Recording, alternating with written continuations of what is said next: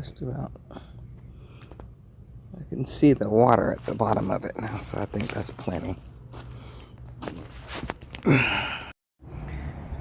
So here's a picture of my aloe vera garden in the front. My husband cleaned it all out. It was awful.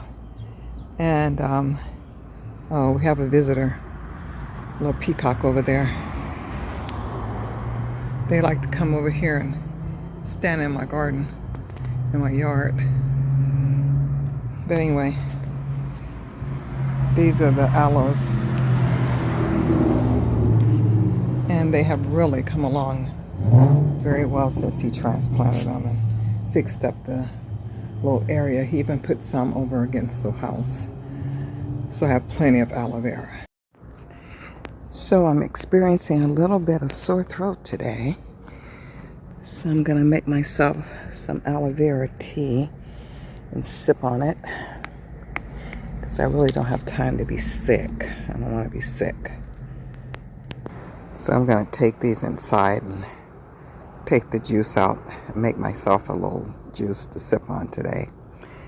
Also, I think I need to get some rosemary tea going.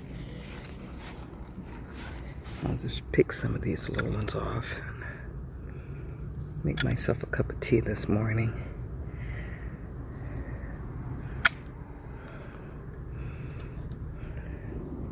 Maybe a pot of tea instead of finishing up the coffee.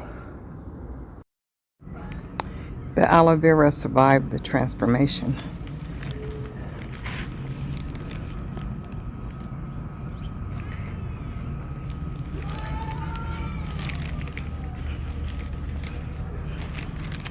Beautiful flowers on the top.